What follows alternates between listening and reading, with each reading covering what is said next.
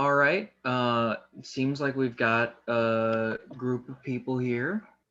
Oh, and I think I don't know if this is still a thing, but I think Zoom is limited to like 40 minutes. Just I continue. don't know. Last time didn't seem like it was doing that. Okay, But that's good. worst comes to worst, we can just open up a new one. For sure, for sure.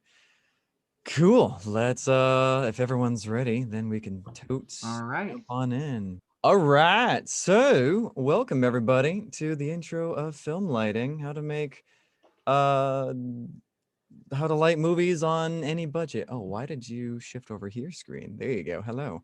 Um it's gonna be lit.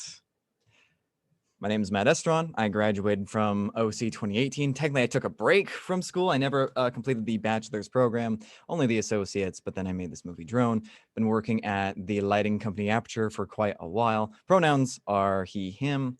I love sci-fi. I love all things sci-fi. I got my husband Garrus on the wall there. It's a gift from a friend. And I have had some LA experience. I'm currently down in LA. I'll be moving back this March, and I own a company called Mosaic Studios.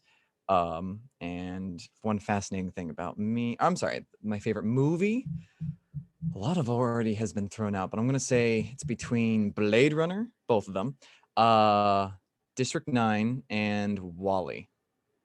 I'd say one of those three or four.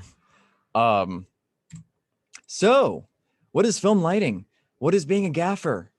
Film lighting is probably one of the most underutilized things of filmmaking. If you guys hear that in the background, I do apologize. There we go. Okay.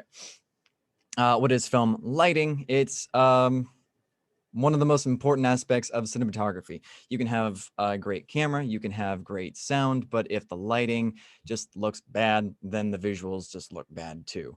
Um, the gaffer is the one in charge of lighting. They report to the DOP, aka the cinematographer or the director of photography. They might own their own gear, or they at least know where to rent from.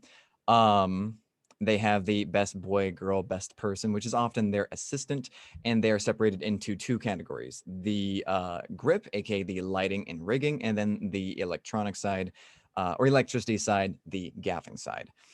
They're also in charge of everyone's safety on set.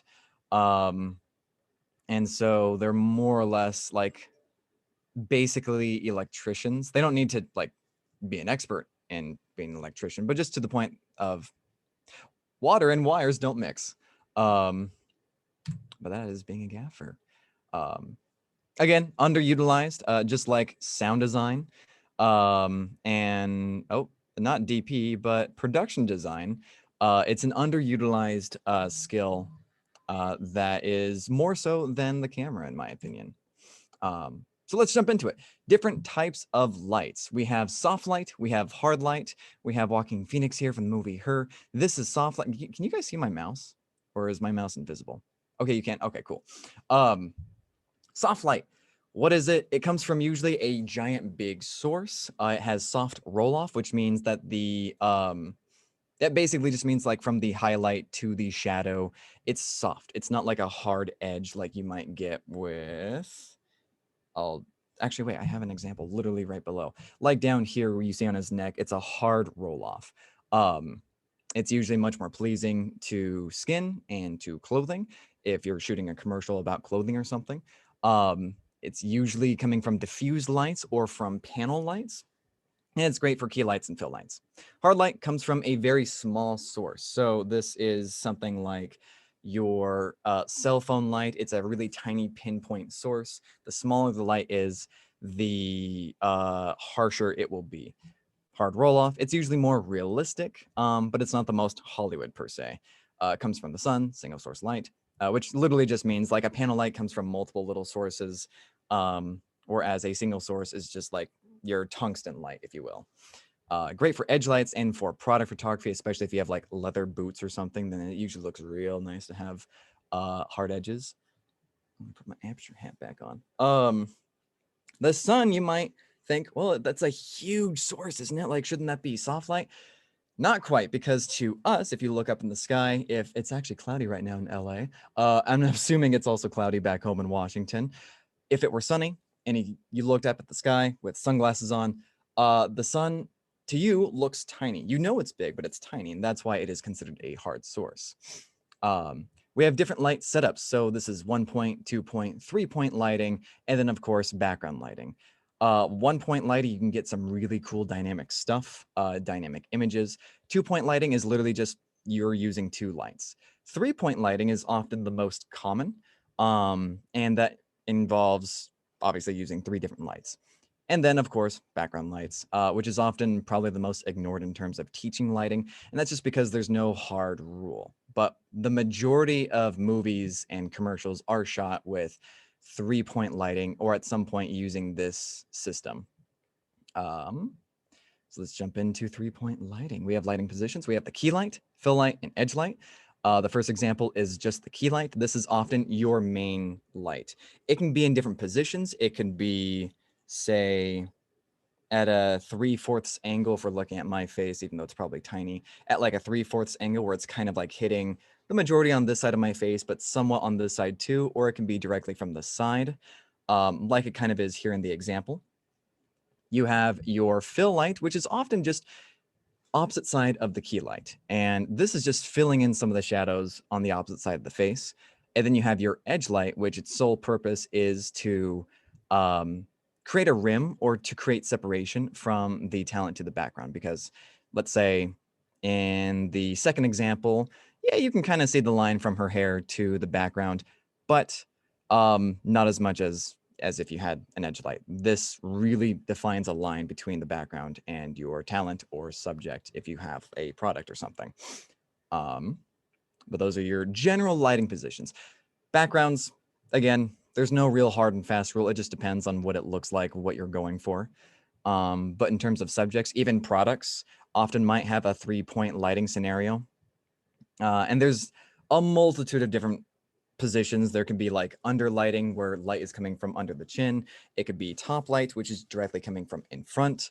It just depends on the type of style that you're going for. But key, fill, and edge, or hair and rim, are often the most common types of lighting positions. And no matter what, your main light will just be your key light, unless if it's like behind, then it's an edge light. I'm just gonna go over color theory real briefly. Because this is a huge separate topic, but it does involve a ton of different lights. These rules are kind of relative as well. They don't necessarily have like a hard rule. They're just kind of generalized depending on how the watcher or user feels. But let's jump into it. We have a ton of different schemes. Monochromatic is often like, let's say, that's a good example, like 2001 Space Odyssey. It's literally just like one light across the board. Analogous, which is basically, I'd say more so like the Avatar shot down here. It's a bunch of like cool colors, purples, greens, and blues. Complementary, which is often the most popular in Hollywood. That's like blue and orange. Split complementary is like blue and orange, green and red at the same time. Tridect, rectangular. The reason why I want to bring up color theory is just because lighting, you know, you can light in post and you can totally utilize color with your production design with, you know, what color hat are they wearing? What does the background look like? What does the wall, like what's the color of the wall? What's the color of this prop, etc.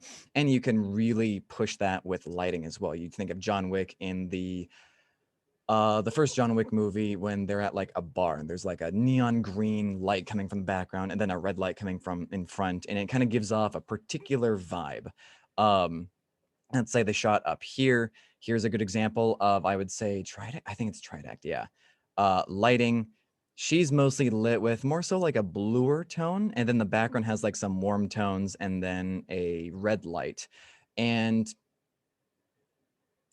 oh, this free meeting will end in 10 minutes. The meeting host needs to upgrade to get, what? Already? That's not, has it really been 30 minutes already?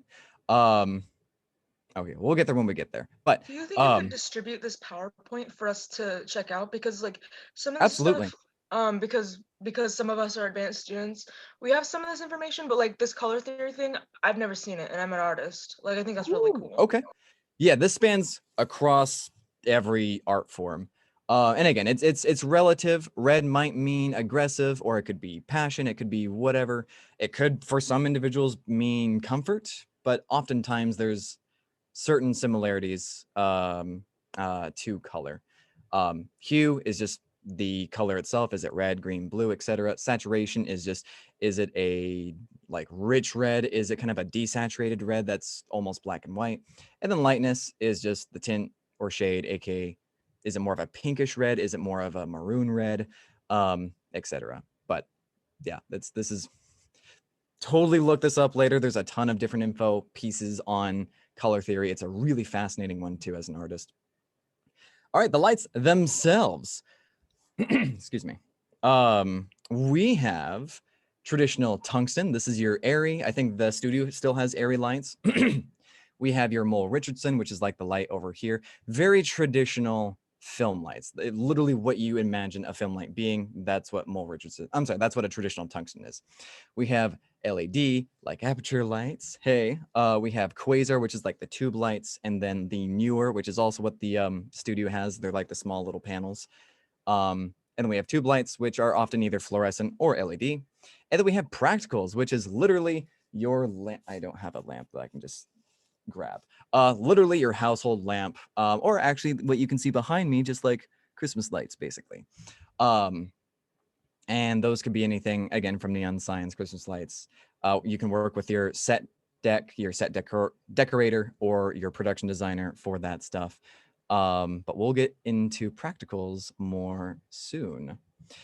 Things to remember about lights. Traditional lights are probably the most color accurate. And those are your Mole Richardsons, your area lights. Those have a 100% CRI, your color rate index. It is the most realistic. They're measured in Kelvin. 3200 Kelvin is basically like a candle light. 6500 Kelvin is the sun. The sun actually doesn't look that orange. It's literally just like a ball of white light. We just interpret it as orange, but it's actually more so like kind of sort of in this white area. LEDs have gotten so good to the point that they are a 98 CRI percent plus. Basically, again, that just means it's 98% realistic. It is as close as you can get, currently anyways, to real light sources. That could be fire, candle, the sun, wherever light's coming from. But a better example would be this. So you have, let's say, around 3000 Kelvin, again, kind of sort of like a candle light, kind of something like a tungsten light bulb that you would find in a household, any type of lamp. The lower you go, the warmer it'll become, similar to fire. The higher you go, the similar it'll be to daylight, the sun. This is more so like your 6000 Kelvin. And then the further you go, the more blue it becomes. But a lot of light is measured in this. You can use I think it's called a spectrometer, but it's literally just measuring light. You can also do it with your phone too. There's certain apps that will read light. And those will be useful if you're trying to mimic a certain light. So say you have a practical, I need more props. Let's pretend this is a lamp. But if I place this lamp right here, and I want light to cast onto me, it's not going to read, it's not going to give off that much light because we're making a movie. We need more light. This practical is not going to do it enough. Hey, yeah, perfect. Yeah. Okay. Let's pretend like that's that is an actual practical, but right now it's overexposed and we want to maintain some detail in there. So we'll probably dim that light when you have it in frame. We can dim it to a point where, does it dim actually? If not, no worries. But usually Dims a little. Okay. You want it dim enough to where you can still see like the detail in that object, but then you don't have enough light hitting you. So what you do is you have a film light hitting you, pretending it's the light coming from your practical. And you want to mimic that same type of light temperature. You can read a spectrometer. That light, let's say the lamp is giving you like 32 or 3300 Kelvin. Cool. Then you can set your light to 32 or 3300 Kelvin to match that light source. But we'll get into that later. That's probably like a lot of stuff that I just threw at you. By the way, if anyone has any questions, feel free to literally just go, yo, hey, go back to that. Let's talk about modifiers. Similar to cameras, similar to paintbrushes, similar to any type of light, any type of art, you have a ton of different tools at your disposal. You have cutters and nets and black flags, duvetine. You all can read that. I'll go through each image. This is barn doors. This just helps you shape the light. This is a softbox, probably the most used thing of all time. They could be circular, they could be square, they could be whatever. That's a softbox. You have spotlights. Some lights are natively a spotlight. But for, let's say, aperture, for example, we have modifiers to make your single source light an even harsher light source. These are great when you have let's say you want like a classy shadow, like let's say a black and white noir movie, and you have like the light rays coming through in the background. You would then use a spotlight for that. Or let's say you want to cast like dynamic shapes onto the background. Let's say like a tree is wiggling. You have a cookie sheet, which is basically just like a templated stencil that you want light to shine through. Cool. Use a spotlight and you will get like like those defined crisp shadows onto your background or onto your subject. We have a grid down here. So this usually goes on top of your softbox. And this is great because if you want your if you want to maintain your soft light, but it's spreading everywhere. We only want that key light, let's say, to only hit our subject and not the background. Cool. We can help direct that light using a grid. We have I think you guys have this at Olympic College, but we have your nets and diffusion and black flags. Nets basically just take down the exposure. If you don't have a light that dims down, then you can take down that exposure with like a half net, a double net, single net, etc. And then a black flag is basically just duvetine. It is a black material used for negative fill. It takes away light. So for example, excuse me, I don't know if this were this towel or black and I wanted it to block light coming from my window, then I would just have it right here and that takes away the light. That's all it is. Cutters do the same thing. These are cutters down here. You have your reflector, which is right here. They're useful, I guess. They're standard. You can use something better though. You have different sheets of diffusion. You either have like the grid here. I'm sorry, not the grid, but the almost like a flag of diffusion, or you have an entire cloth that then you rig onto a frame. This is magic cloth, 250 diffusion. There's a ton of different stuff out there. And then we have your gels. In case you don't have RGB lights, most don't, that's okay. There's actually a fascinating thing with RGB lights. RGB actually has a different color science. And so let's say if your light is CRI 98%, your LED is really close, borderline perfect, your eyes are not going to be able to tell the difference between 100% and a CRI of 98. In fact, I don't think the human eye can tell the difference between 85 CRI. So 98 is pretty fucking spot on. But let's say at daylight. We have less than a minute before the meeting closes. Woo! Sounds good. There's so many slides left to get through. Let me go through, maybe I'll like throw money at it real quick. That solves a lot of issues, right? That's how the government works, right? How do I like not?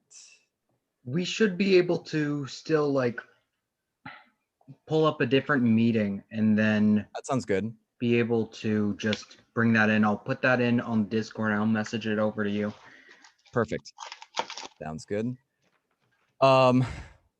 Yeah, so basically there is a slight color difference because daylight and tungsten usually have a nice there's a spectrum, basically. There's a grid of how many colors. If you've ever worked in Photoshop and you've ever worked in a channel mixer, most everything in terms of digital cameras and images work with, you know, a certain level of red.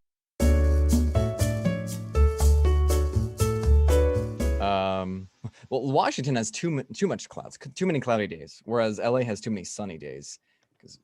Hey, it helped. It's in our advantage. We've got diffusion. Exactly. Perfect. Exactly. You can just add lights. It's perfect. Literally everyone down here is always looking for diffused light because harsh light is always way too intense and it doesn't look great. Yeah. And so, yeah, Washington has an advantage there. And if you want harsh light, cool. Buy the Aperture 600D and then you have the perfect harsh light. Oh yeah, I am trying to move some of our budgets so that we can go and buy more of those high quality lights because it's something we need. It really sure. is because the LED panels, they're good. They're good for starting out, but like as soon as you get into like the nitty gritty, you need to put that lighting and put the money into that Absolutely, yeah. because it's going to completely change everything. I'm trying to remember where I had this. Where's my mouse? Oh, there it is. I'm trying to remember. Maybe I already passed it, but my personal favorite light is a single source light, and that's the here. Nope. Here, these. Because they're the most modifiable. Like if you want diffuse light, cool, then you can just like lay over diffusion. If you want hard light, then just use that. And if you want really hard light, then there's a this modifier, the spotlight for you. Are you sharing your screen? Oh, my bad. not- Whoops. I am not. Yeah, we're just talking lights. Sorry. Yeah, sorry, my bad. Host My has favorite, disabled. just based on nothing, is just the tube lights because I feel like I'm a Jedi. Right. They cut it out in the most recent Aperture episode. Do any of you watch Aperture.com? Oh yeah. Aperture. Okay. V is the primary host, but every now and then I host, and they cut it out. But I'm like, there was a question thrown out, like, why do you like quasar lights? I'm like, because I feel like a Jedi. It feels like I'm holding a lightsaber. It's so cool. And then my legit answer for the show was, they're so cool because you can use them as practicals. You can use them for anything, yada, yada. Yeah. I'll share my screen now. Perfect. No, Bob Ross, no. No, so I was talking about like my favorite light being like the single source lights. Panels are great when you're in a hurry and if you're primarily in like the field of like commercials, because you just need to slap together like in 15 minutes. Here's a cool soft key light. Here's a nice fill light, which is also a soft light. And then your edge light could also be a soft light. Cool. Let's just have panels everywhere. Easy and quick. But if you want more dynamic capabilities, then, you can get that same exact thing with a single source light. It's a little extra work, but they're also the most cinematic because of the variety that single source lights give you. But I think we have everybody, so let's continue. We were talking about gels and RGB. RGB lights,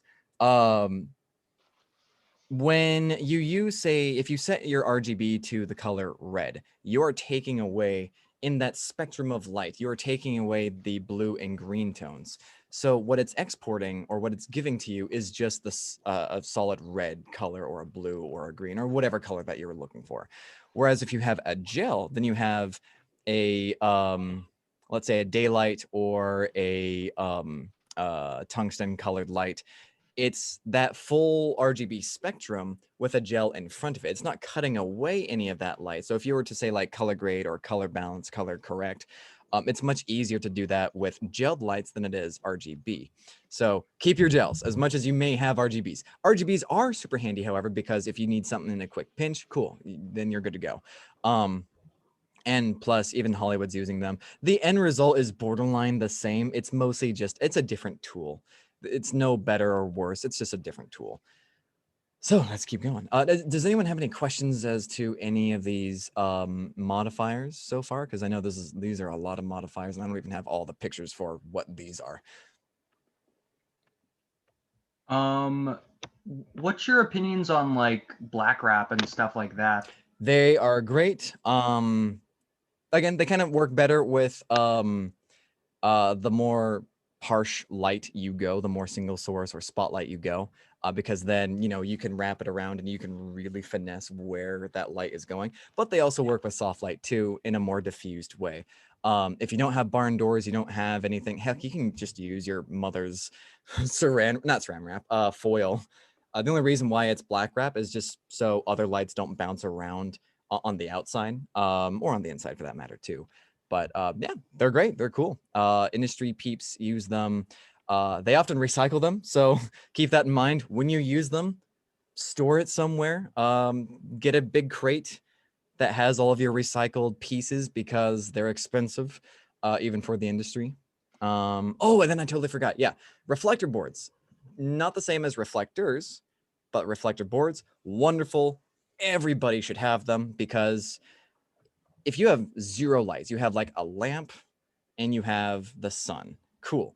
You can use a reflector board for your diffusion, which is usually the first layer, the silver side or the gold side, which is your daylight side or your tungsten side, and that just bounces light back to you. So if you have, say, like the sun, cool, you can have your key light being the sun and your edge light, or use the sun as your edge and then use the, let's say the white side, the diffused softer light as your key light. And there should be enough light bouncing around everywhere to create your nice fill light. Or if you want to take away that fill light, you can use the black side. So like $35 for, I think, this particular size. Everybody should have these. In fact, I have mine on me right now. hey, here we go. Everyone should have them. Super nice and portable. You can stuff them in a plane and no one's going to look at you. Okay, some people might look at you funny, but everyone's an artist. Everyone's funny. But yeah, go get them. Go get multiple. Another quick question about aperture lights. You Yes. said that they're LED. Even how much heat does it Ooh. generally give off, especially with the spotlight lights? That is an excellent idea, because you guys have the LED aperture panels, right? And then for the Fresnels, you have like a Xylite or another type of Yeah. fixture. Okay. To the best of my knowledge, those don't really cast a lot of heat because on the back there's a heat sink. It's like that weird vent looking thing. And so LEDs still cast a lot of heat, not as much as say an Airy or a Mole Richardson. But let's say, for example, this spotlight will create a ton of different heat, basically it will heat up basically. There is this stigma that LEDs don't create any heat, and in comparison to an Airy or a Mole Richardson, for sure, yeah, they don't cast hardly any heat. But there are fans on the inside of all of our lights, or if we have a heat sink, if we have like a panel, like a small handheld panel light, then there's a heat sink usually on the backside. Do be careful about gels. In fact, some of our lights will still burn through gels, but there is a heat sink gel that you can buy. You can get like a giant layer that you can just cut up. It looks just literally like tracing paper at that point. But you place that in front of your light and then you place your gel in front of that, and it just creates a safety net for your light that way you're not burning through it, because some of our lights still burn through, especially let's say like the 600D, which is one of our brightest lights, is as bright as it's intense. To compare it, it's pretty much the same as the brightest light that OC has. I think like the 1K or something.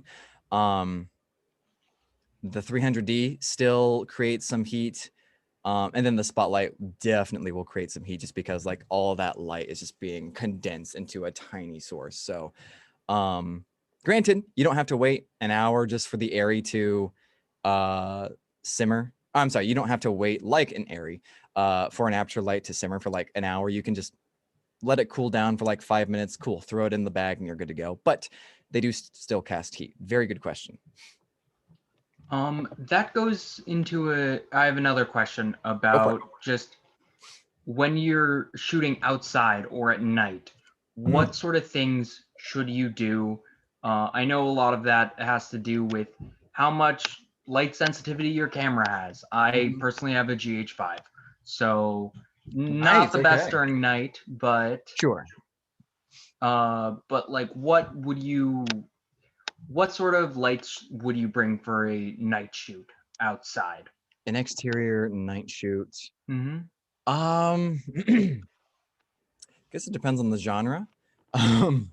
So for me, naturally, I like having a harsh edge light. So I might actually have, say, our 300D here, or a 600D, whichever, as our brightest source. I'd probably have like a moonlight or some form of like ambient light just for the entire set. So I'd almost start with the background light first. I'm sorry, camera's placed. Actors are in position. I would probably light the background just so I get the ambience going. And then I would start with the key light. That could be probably like the 300D as well, or, you know, like a Fresnel light with a softbox in front. These are battery powered as well. You just get a V mount or a gold mount. Or in certain cases, like this light, our minis, these could be powered with just 2 Sony batteries. And so that would be the key. I would probably move the actors in a way where the ambient light is also serving not only for our fill for the characters and for the background, but hopefully also the edge light. And if not, then we can use, say, like one of these smaller, newer panels as the edge light as well. If I'm thinking in terms of the most budget friendly, you know, you still have to buy something, but the most budget friendly thing to do. But if there's zero budget, then get a can light. Ooh, in fact, actually, we'll get there in a moment. But yeah, I try first, aim for, well, what does the background look like? Is this going to kind of be more so something where we don't need to see the background and then we can focus all of our attention onto just the talent? Or do we need to see a little bit of the background? Or is this a city ambiance where, cool, everything's already good to go for us? We just need the light for our talents. Yeah, at that point, you can get creative with the genre too. Is it like intense?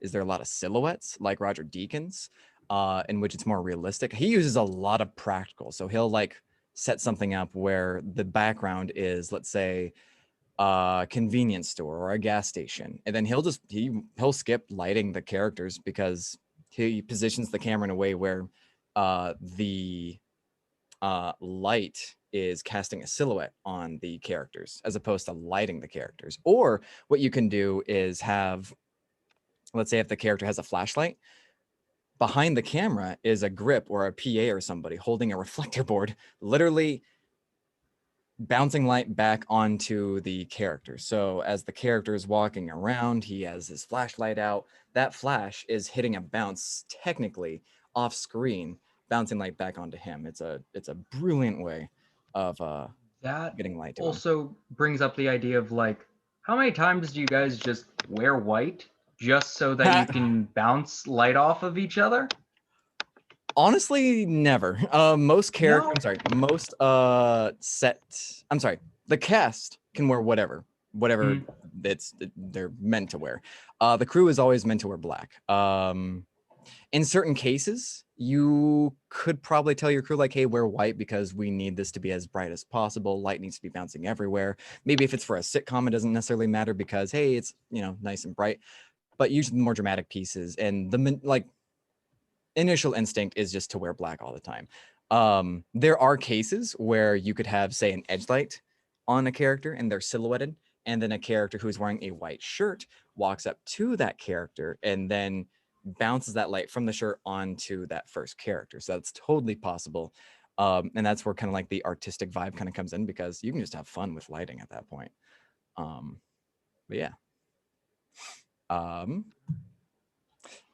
it going, Bob Ross? I brought in Bob Ross because I wanted to just kind of compare all of these different tools. Really, the canvas is just your set. This is your production design. This is your actors. This is everything.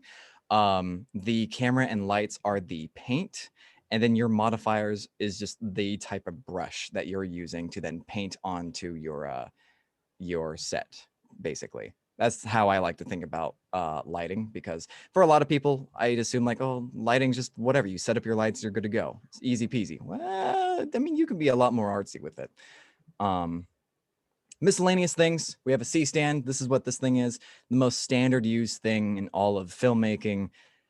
Own one. They're expensive. I only own one myself, but I try to rent when I can. You can get a light stand, which is nice on the budget, but do know the limitations of a light stand in comparison to a C-stand. Sand, always have these. easy peasy. You can just go steal some from the Manchester Park downtown Port Orchard. Actually, don't do that. I didn't say anything. I'm not saying anything. And do keep in mind of the type of light that you're using, especially if you're using, say, a practical, or if you're on location near a neon sign or a fluorescent light, because you might get rolling shutter, which is like the weird lines that you kind of see, where you might see like these rolling lines coming down the screen a lot.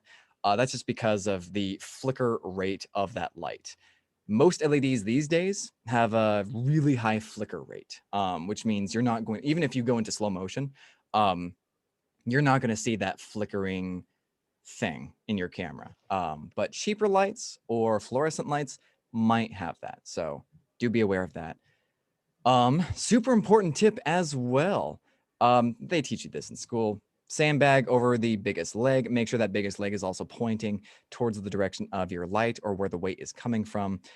If you have to use multiple sandbags, totally do that. In certain cases, you might have to sandbag even the pipe itself, depending on what the rig is, but do keep in mind. Also make sure that wherever, let's say, if the pull is leaning this way, that you tighten your C-stand that direction, because the more gravity pulls it down, the tighter that grip will be. Whereas if it was leaning this way, I'm sorry. Yeah, whereas if it were leaning this way, and you tighten it the opposite direction, then gravity can just pull it down, and then it'll become loose, and then it'll be dangerous, and then your producer's like, oh my God, we're gonna get sued. We just injured somebody. But yeah, just important thing to know. And it'll also be a pro move when you know exactly how to set up a C-stand. Your cinematographer or your gaffer or your grip, whoever's going to be like, oh my God, they know what they're doing. Hell, sweet. All right, you're hired. Terminology, sandbag, striking / watch your eyes. These two, I don't get these two, because down here in Hollywood, I've had like 3 different people tell me that you don't say striking or intentional, you say this other thing. And I'm like, okay, well, I'll say that then. And then somebody else tells me something different. So use your best judgment, use whatever the DP uses, but striking just means turning on, or just watch your eyes because, hey, we're about to turn on this light. Intentional or saving, you are saving the light, you're saving power, turning off a light. Apple box, it's a wooden crate. A floppy is just that the giant black flag that we should have at the studio. Has Velcro, and you can make it twice the size when you take the Velcro off. And scrim is just a type of diffusion. So is like 250 diffusion, magic cloth, etc. Stinger, extension cable, but specifically like a really nice high-end extension cable that's usually just for filmmakers. I don't think these would be available at like standard Lowe's or something, but maybe like a Glazer's camera over in Seattle would have some. Sticks, tripod, wedge, literally just a small triangle of a piece of wood, basically. Speeding, shut up. Lamp, light. It could be a literal lamp, or it could actually be like an actual film light. Black wrap, black foil, best boy, girl, second in command under the gaffer. And then a dimmer is just a little device. We have them at the studio as well, but little refresher course. I'm sure you guys know all those already, or at least most of them. When you have money, you should totally buy Aperture, Quasar. I'm sorry, that's Quasar, Airy, whatever you can get your hands on, or whatever you guys want to buy at that point. It's all more or less the same type of thing, just with different, it's a different tool. They can be pretty expensive. If you can rent it, awesome. If you're on like a commercial, or if you get a commercial gig, usually if you're renting gear, then the producer / commercial, whoever your client is, will pay for it. Or at least it should be understood that they are paying for it. But these are awesome lights if you can afford it. If you can't, there's still stuff that you can do, especially Aperture and other different brands like Newer, but you should go for something better than Newer. We have affordable lights. This is like $79. Yeah, it's still pretty expensive, but it is, it's full RGB. It has built-in effects. Go get some actual practicals. Go get some lamps. They are wonderful for populating your frame, similar to how I have the Christmas lights. Obviously a reflector, totally good to have. Get some diffusion, some DIY diffusion. This is a shower curtain. You can get a bed sheet. It's perfect. You're good to go. You can build frames to hold that stuff using PVC pipe. Amrans, we literally just released this 2 weeks ago. These are, I think, like close to $200. Most of our lights are closer to like $700 or $1,000. $1,600, I think, is the Nova panel, but this is like $200 or $300. In comparison, really not that bad. And if you have like $500 to spend, get like this, a lamp, one of these, a few shower curtains, and you're really good to go. Can lights, if you're really on the cheap, I used to use a lot of these can lights, and I still do to a certain extent. You just go to Walmart, you can rig it up in a nice way, get some nice bulbs as well, especially if you get like a nicer like RGB bulb, then you can have some flexibility with that there. And then of course, the sun, because what better light source is literally than the sun. And then you can just pair that up with like a reflector board. Once again, maybe you can use a shower curtain over somebody, like over somebody's head for nice diffusion. Or if you live in Washington, then you're already good to go. But there's tons of stuff that you can do in a DIY situation, or if you don't have money. You might have to spend just a tiny bit, but not nearly compared to Hollywood stuff. And then one cool practice tip is to use practicals. So this is something that we had set up like 3 months ago. We have practicals, and that just it's a nice way to populate the frame. It makes it look more realistic. And this is what I was talking about in terms of like, this is dimmed to the lowest setting, this lamp right here. And if there is an episode on this frame specifically, and long story short, this light is not actually lighting our buddy Giselle here. Giselle is actually being lit by another light that is mimicking this lamp. If we brighten this up all the way to actually light him, this would just be a white solid. It wouldn't look good at all. So that's what I'm talking about in terms of like matching your matching your lights to your practicals. But also just, hey, having a practical just looks nice in the frame. This is from James Bond, and primary example of using practicals to motivate your light. She might have a light just outside the frame. She might even have a quasar. I'm not quite sure. I wasn't there. But lights in your frame usually look nice. So as the little Splatoon character goes, yay. All right, we have 3-point lighting. We're gonna get into some practicing. This is 3-point lighting. We can see on her, she has a key light, which is again, just the brightest source. She has a little bit of a fill, and it looks like she has like a tungsten light as her fill light. And then we have an edge light, which is just making some subtle highlights in her hair and kind of separating her from the background. And one quick note is the eye light. I think we'll get into this in just a moment, but the eye light is super important. More details on that later. Here we have James Franco. I don't know what this is from, but really good example of utilizing a key, a very harsh key at that too. Not a lot of fill light, but quite, there's enough of an edge light right here. You can kind of see the edge light defining his chin, his neck, and then just separating him from the door frame and the wall. And there's a little bit of an eye light in there. The importance of an eye light is basically just to give your characters some humanity. There's a particular case in Battlestar Galactica where they intentionally like hid all of everyone's eye light, because if you don't have eye light, it almost looks soulless. We've gotten so used, and it's just because we've been watching movies and shows for how long now. But an eye light just makes it feel like the character is alive, and you can kind of play around artistically with that. Like a villain, you could take away the eye light, and they'll look soulless and dead and maybe even menacing. Or maybe, he redeems himself or herself, and maybe towards the end of the movie, they now have a little bit of eye light. Just to kind of say, it's subtle. The audience won't notice it, but the audience will like it. And that's part of lighting. Here we have a much softer appearance in terms of the practicals in the background. We have our eye light, and this is a nice frame, actually. We have the edge. We have the key light, but it's very much more so on the edge of the face. We have a very soft fill light. It's not really doing too much. There's still quite a bit of shadow, but it's very soft still. And then we have our edge lights, which might actually be coming from the practicals. It is possible that there is another light, casting light, to create that edge or the key. but it is also just as possible to use these practicals as your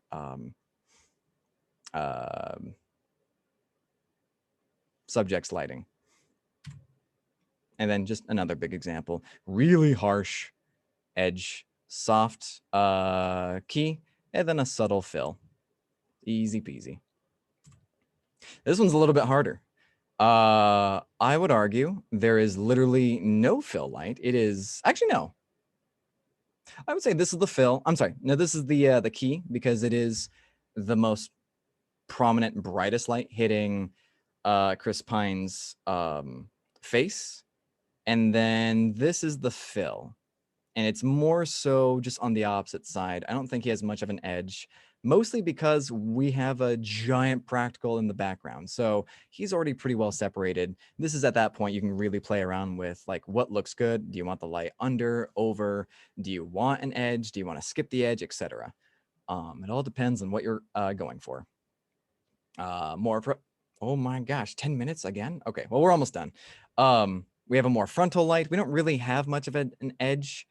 But we have our frontal. You can tell based on the position of the eye light in her eyes and based on the shadows. There's not really much shadow around the nose except for maybe under. So it's very frontal, not a lot of fill, not a lot of edge.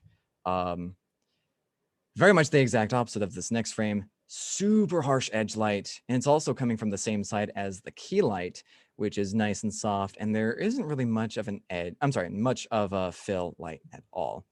So you can really... Oh, hey, and I forgot about this frame. We're skipping that one. Capture the eye light, very important. You can really humanize your main character with eye light.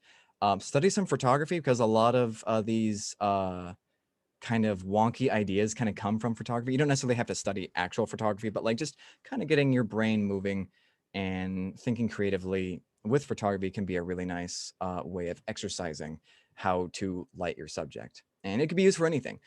This is just an interview. We're using the same exact thing. We have a practical in the background. We have semi-hard, semi-soft key light, not much of a fill, and then a harsh background. I'm sorry, a harsh rim/edge light.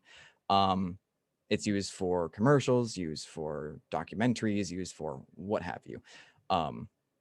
And so even as the cinematographer or director of photography, if you're out making a documentary and you're just trying to find the best frame in this rainforest because you're doing a rainforest documentary or whatever, like you can still take a look at, okay, well, the sunlight is casting light into like this bed of water. I'll position the character over here or my person over here. That way his key is nice and lit over here. And he's getting some of the edge or fill from like the water or the pond or whatever. Like you can really start thinking in terms of how to create a great looking shot with both the camera and with lighting, whether it's natural or artificial placed Hollywood lighting. And I think, resources. Some great resources is honestly Film Riot, Aperture, The Film Look, Parker Walbeck, any of your favorite movies or shows, any of your favorite, if you're a hardcore fan of specifically like Roger Deakins or this gaffer, kind of like study under them, try to like really take a look and break down their own shots, kind of like what we did earlier. And then just Google it because at the end of the day, it's an art form and it's all subjective and it really depends on what looks good to you as well. All these rules are very subjective. They exist for a reason, but nonetheless, it's really up to your interpretation. And that's a wrap. Yeah, that's how you light stuff. You can find me on Twitter, Instagram, Facebook. You can go to mosaicstudios.com. You can email me at matt@mosaicstudios.com as well, or on Facebook, or right now. But I'm up for any questions about lighting or about LA or about business or about general filmmaking, whatever you guys want to ask about. All right, let's go into questions then. Cool. All right. First off, who wants to start off? I've got some questions about just how do you use lighting and green screen? Because that just seems like such a problem because you can't quite predict the type of light that you're going to need and very hard, especially if you don't quite yet have the background and everything figured out yet. Yeah, for sure, for sure. Number one thing is to pre-plan what kind of shot are you going for. Draw out a storyboard, get some reference shots, Photoshop something together in terms of like, I want the background to look like this. If you want a general rule of thumb, if you really don't know what your green screen is going to be replaced with, then just stick with a standard soft-ish 3-point lighting. You have a nice soft key, nice soft fill, nice soft edge, and that's pretty much it. And you want to make sure that your subject is far away enough from the green screen that it's not going to spill onto your talent. But you also want to have a completely separate lighting system for the green screen itself. You want to make sure that the green screen is as evenly lit as possible. That way you're not having any dark spots of like, here's a darker green and then a lighter green. That'll make keying a little bit harder. And to separate your your talent and your wall just enough that way there's no light spilling from the lights hitting that green wall onto your subject. And then you just light your subject separately. So you're basically lighting two different subjects at that point. Ideally though, you would know what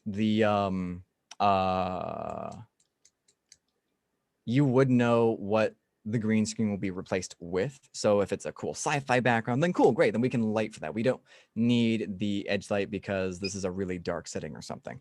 Or if it's a cool fantasy thing, but with a really hard sunlight coming from the distance because your character's on like the edge of a cliff or something, then you can have like a really harsh edge light lighting him. The green screen will always probably stay the same lighting. That's just a nice soft light, even light across the board.